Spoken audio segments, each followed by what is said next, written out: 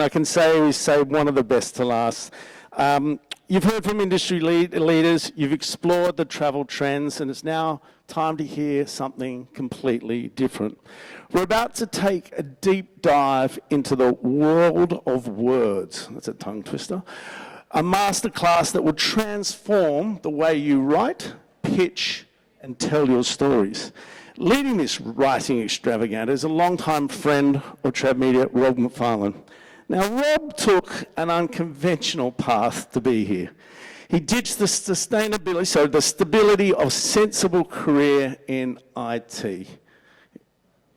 And thank goodness he did. He's written for newspapers and magazines from all over the world, won multiple awards, and most importantly, he knows how to make words sing. Whether you're a senior journalist or an editor, I guarantee you'll get something out of today. Rob has the tools and the techniques to take your writing to a whole new level. And the best part, this isn't a lecture, this is a hands-on workshop. Ladies and gentlemen, please welcome to the stage, Rob McFarlane.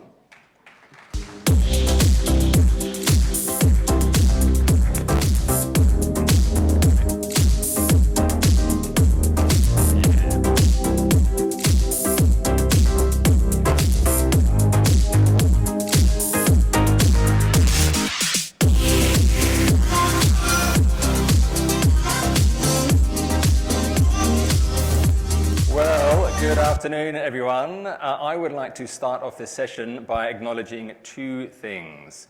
The first is how extraordinarily daunting it is to stand up here with the task of delivering a writing workshop to an entire room full of people who are paid to write. Clearly, you've got this. However, I do have a question, and that is, who here in the last 6 months has tried a brand new writing technique, something that you have never tried before? Can we have a show of hands? A smattering, a few. And that tends to be what happens, isn't it? We find an approach that works and we stick to it. So that is the purpose of today. I'm going to run through some travel writing tips and tricks. I'm sure that many of them will be familiar to many of you, but there might just be one or two things that you can try when you get back to your desks later this week.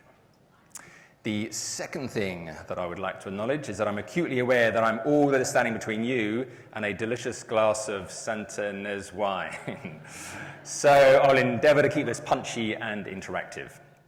With that in mind, let's have a quick reset, shall we? I would like to invite everyone to please stand up. And I would invite you to have a stretch, have a yawn, have a little dance if the urge takes you.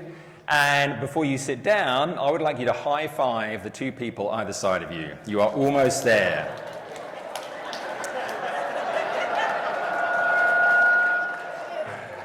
Or give them a hug.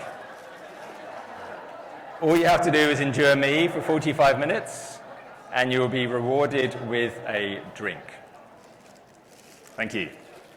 All right, let me give you a quick 2-minute background about me. I know I've met some of you at IPWs and things, but let me just quickly take you through what I do. I essentially wear 3 hats. The first is as a writer. I write for most of the major newspapers and magazines in Australia and New Zealand. I've also been published in a fair few overseas, and miraculously, I have somehow fluked some writing awards along the way. I also work as a trainer. So for the last 15 years, I've been running writing workshops for aspiring travel writers. I also run workshops for PRs and tourism boards. And this is a really interesting one. About a decade ago, I started quizzing the world's top travel editors, freelancers, and content creators about what they wanted in press releases and story pitches. Now, we all know how hard it can be to get a travel editor to reply to an email. I thought I was going to have to work really hard to get this information. I was deluged with feedback. I became like a pitching therapist. And what it showed me was that there was an enormous discrepancy between what these people wanted and what they were getting. So that led to a workshop, which I've now run 40 times all over the world, and I'm going to share some of that insight with you today. I also run in-region media seminars. So to give you an example, I was in the Hunter Valley, which is a wine region near Sydney recently. Whilst I was there researching a story, I also ran a session for their local operators on how to attract and host the media. And that works well because I can use examples from their region. Finally, hopefully next month, I will launch a new course, a new media relations course for small operators, a definitive course about how to attract and host the media. Third hat is as a speaker. So I've done a variety of these sorts of things. I think this is my 5th TravMedia Summit now. And then I have been interviewed on a variety of podcasts, radio shows, TV shows, that stuff. Right, that's enough about me. What am I going to go through? I'm going to go through a travel writing toolkit of 6 techniques. And I've deliberately chosen things which apply, hopefully, both to creative travel writing, but also to writing about it from a PR context, so writing press releases and story pitches. So let's start off. Let's get into the detail by talking about the process. What is the process that we need to go through to write anything? Doesn't matter if it's an EDM or a press release or a story. That process is deceptively simple. I want to spend some time planning, I want to spend some time writing, and I want to spend some time editing. Out of those 3 steps, what do you think most people do?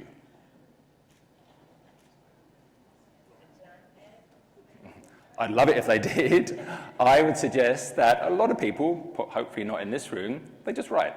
And we've all done that. We've all just sat down and written. We all know what happens. You get halfway through, you're taking the wrong approach, or you've run out of space, or the more time you spend planning, the less time you are going to spend writing. And I really like this quote.